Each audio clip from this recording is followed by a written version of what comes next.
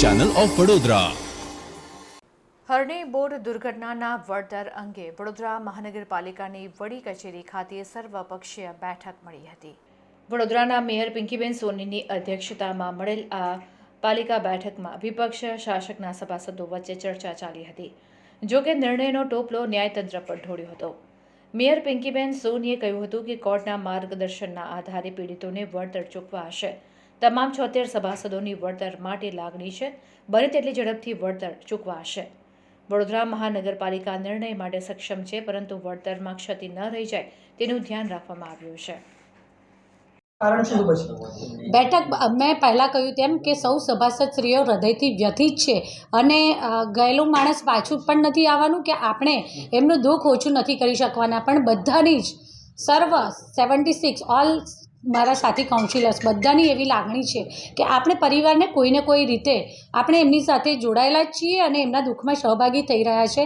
ત્યારે આ વળતરનું ચૂકવણું કરવું છે, તો એ માટે આપણે ન્યાયતંત્ર દ્વારા આપણને માર્ગદર્શન આપવામાં આવે અને એ અન્વયે આપણને પછી એ પ્રમાણે માર્ગદર્શન હાઈકોર્ટના માર્ગદર્શન મુજબ આપણે આ પરિવારોને વળતર ચૂકવી શકીએ।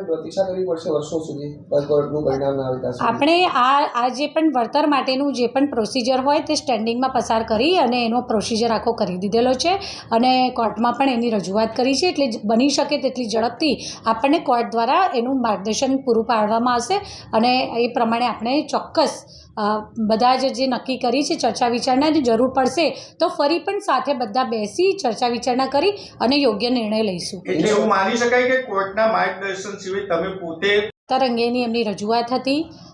આપણને સૌને આપણા ન્યાયતંત્ર પર પૂર્ણ ભરોસો છે અને ન્યાયતંત્રના માર્ગદર્શનની કે ભાઈ ન્યાયતંત્ર દ્વારા આપણને કયા નિયમ મુજબ કયા ધારાધોરણ મુજબ આ વળતર ચૂકવવાનું થાય, જેથી કરી અને આપણે આ જે પરિવારોમાં જે પણ આવી દુર્ઘટનાનો ભોગ બન્યા છે તે દરેકે દરેક પરિવારના એમના સ્વજનોને આપણે વળતર ચૂકવી શકીએ તે માટે કયા ધારાધોરણને અનુસરીશું તે માટે આપણે જે કોર્ટના માર્ગદર્શન માટેની આપણે એની માર્ગદર્શન આવશે એ અન્વયે આપણે ચોક્કસ આ બધા જ પરિવારના જે પણ મૃતકો છે એમના પરિવારના એટલે કે એમના ઘરના જે સ્વજનો છે એમને આપણે કોર્ટના માર્ગદર્શન મુજબનું વળતર ચૂકવીશું।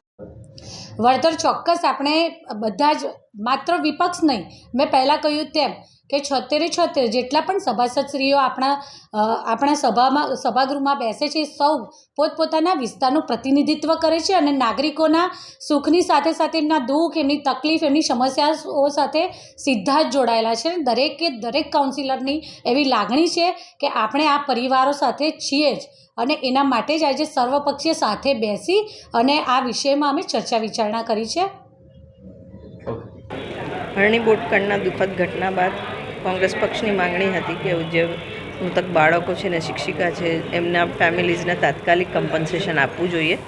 કોર્ટના આદેશની રાહ જોવાની જરૂર નથી અને કોર્પોરેશને પોતાની રિસ્પોન્સિબિલિટી નૈતિક જવાબદારી સમજી અને કમ્પન્સેશનની જાહેરાત કરવી જોઈએ અને કમ્પન્સેશન પછી જે બી હરણી બોટકાંડમાં હરણીની જે એસેટ્સ ડેવલપ થઈ છે મોટનાથ તલાવમાંથી એમાંથી કમ્પન્સેટ થઈ શકે કાં તો એમાંથી રિકવર થાય।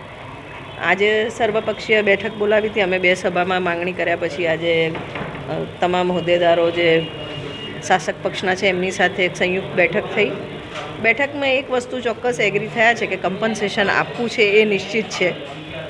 શાસક પક્ષના જે હોદ્દેદારો છે તેમનું એવું માનવું છે કે અમે કોર્ટમાંથી ગાઈડન્સની રાહ જોઈએ, કોર્ટ ગાઈડન્સ આપે એ પ્રમાણે ગણતરી કરીને આપીએ।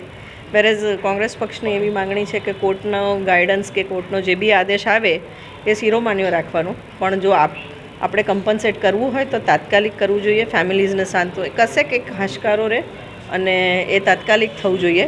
અત્યારે બેઠકનો અંત એ નિર્ણય પર આવ્યો છે કે એમના પક્ષમાં શાસક પક્ષ ચર્ચા કરી અને આ બાબતે અમને એમનો નિર્ણય જણાવશે। અમે રાહ જોઈએ છીએ। તમારા જે વિપક્ષના જ એક કાઉન્સિલરને વોકઆઉટ કરવું પડ્યું, ત્યારબાદ બીજા 2 જણ તમારા ચાલુ સભા બેઠકમાંથી ચર્ચાઓ ચાલતી હતી। જે રીતના એમનો અભિપ્રાય હતો કે કોર્ટનો પાસે માર્ગદર્શિકા લઈને પછી જ કમ્પન્સેશન આપશું, એમાં ક્યાંક આક્રોશ હશે એટલે એ લોકો નીકળી ગયા છે। વળતર ઇજારદાર પાસેથી વસૂલવાની વાત છે। મોરબી કાંડમાં બી મોરબી દુર્ઘટનામાં બી આ જ હતું. કોર્ટે કમ્પન્સેશન જાહેર કર્યું અને ઇજારદાર પાસેથી વસૂલ કર્યું. અહીંયા બી 99% તો ઇજારદારની ભૂલ છે જ, કારણ કે જે બોટ ઓપરેટ કરતા હતા એમને મોટામાં મોટી ભૂલ કહેવાય. ત્યારે અમે ઇજારદાર પાસે જ આને કમ્પન્સેશન વસૂલવું જોઈએ તો અમે બી માનીએ છીએ. પણ એ કોર્ટના આદેશ અને તમામ વસ્તુની રાહ જોયા વગર તાત્કાલિક કોર્પોરેશન એનાઉન્સ કરે અને પછી એની રિકવરીની કઈ રીતના થાય છે ફોર્મ્યુલા. આજ માંગ તમે સભામાં પણ કરો છો તમામ જે વિપક્ષ, અને ત્યારે માન્ય નથી રાખતા અને પછીથી પાછળથી બેઠક બોલાવીને આ વિષય મૂકવામાં આવે છે, એને કેવી રીતે જુઓ છો આપ?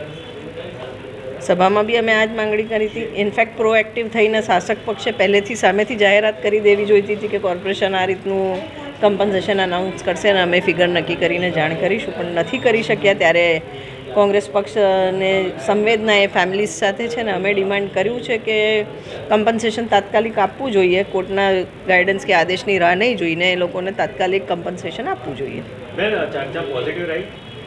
એના હવે પોઝિટિવ ચર્ચા હતી, કારણ કે પ્રોએક્ટિવલી તમામને ફેમિલીઝ સાથે તો લાગણી હતી જ, પણ ડિસ્પ્યુટ ત્યાં છે કે અમે કહીએ છીએ કે કોર્ટના કોઈ બી ગાઈડન્સની રાહ જોયા વગર if you want to give you should give gracefully, તાત્કાલિક આપવું જોઈએ, જેથી ફેમિલીને એક ક્યાંક સાંત્વનો રહે કે અમારી વ્યથામાં કોર્પોરેશન બી સાથે છે.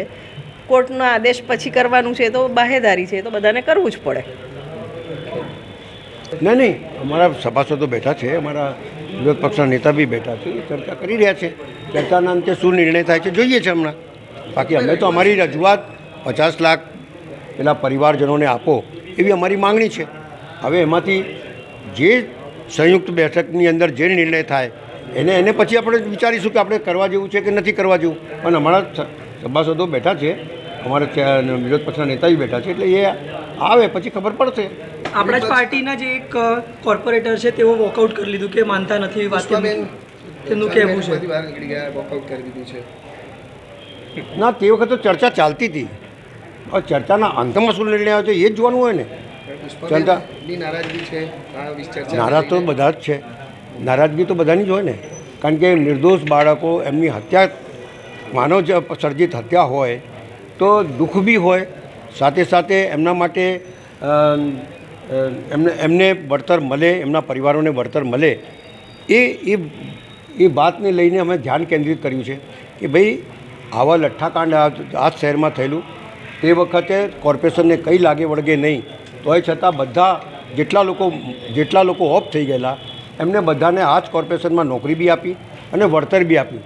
એટલે કોર્પોરેશનને આપવું હોય તો કોઈ કાયદો લડતો નથી, પણ ના આપવું હોય તો બીજા બહાના બધા ઘણા છે.